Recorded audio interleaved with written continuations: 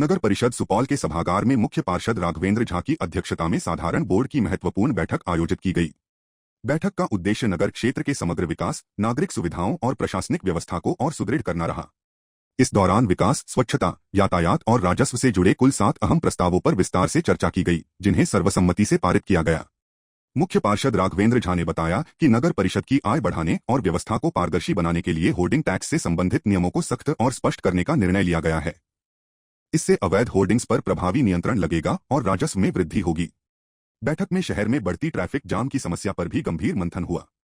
इसके तहत प्रमुख चौक चौराहों पर यातायात व्यवस्था सुधारने, नो पार्किंग जोन चिन्हित करने, ट्रैफिक पुलिस के साथ बेहतर समन्वय तथा अतिक्रमण हटाने के लिए चरणबद्ध कार्रवाई करने का निर्णय लिया गया।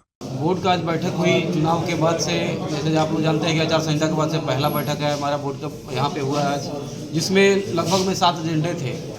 तो सभी एजेंडाओं पे बातचीत हुई। साथ साथ में अगर देखा जाए तो राजस्व वृद्धि के लिए ही मेनली हम लोग इसके लिए बैठे हुए थे कि शहर में हर वार्ड से राजस्व की जो होल्डिंग टैक्स, बाकी टैक्स जो हम लोग नगर परिषद को आता है वो कम आ रहा था। तो उस पर चर्चा हुई, उसके लिए टेंडर भी हुआ है और जो लोग टेंडर में डालते हैं जिस एजेंसी को मिलेगी उसको दिया जाएगा। इसके अलावा था इंक्रोचमेंट पर बातचीत हुई। अभी इंक्रोचमेंट चल ही रहा है। हमारे डीएम सर के संज्ञान में सब बातें उनके द्वारा कही हुई बातें जितनी कुछ हुई, जहाँ इंक्रोचमेंट की समस्या थी हम लोग कर ही रहे हैं। अगला था कि कुछ हमारे यहाँ जो डंपिंग साइट है नहीं है, उस पर लैंड परचेजिंग के लिए बातचीत हो रही थी।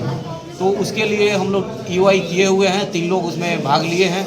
अगला प्रोसेस के लिए हमने डीएम सर को लेटर दिया हुआ है जिसमें कमेटी गठित की गई है। जल्द से जल्द 1 सप्ताह के अंदर वो भी लैंड परचेज वाला काम भी हो जाएगा। स्वच्छता को लेकर बैठक में ठोस अपशिष्ट प्रबंधन एक प्रमुख मुद्दा रहा। मुख्य पार्षद ने जानकारी दी कि कचरा डंपिंग के लिए उपयुक्त भूमि का चयन कर लिया गया है और सभी औपचारिकताएं पूरी होते ही आगामी 7 दिनों के भीतर डंपिंग कार्य शुरू कर दिया जाएगा। इससे नगर की सफाई व्यवस्था को मजबूती मिलेगी। इसके अलावा नगर के प्रमुख चौक चौराहों और प्रवेश द्वारों के सौंदर्यीकरण का भी निर्णय लिया गया।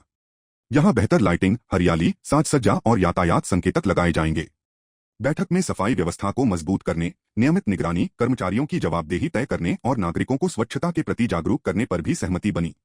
बैठक में कार्यपालक पदाधिकारी अरविंद कुमार सिंह, उप मुख्य पार्षद राजिया प्रवीण, स्वच्छता पदाधिकारी शालू सिंह, नगर प्रबंधक निशा प्रवीण, उच्च वर्गीय लिपिक असजद आलम सहित सभी पार्षद उपस्थित रहे।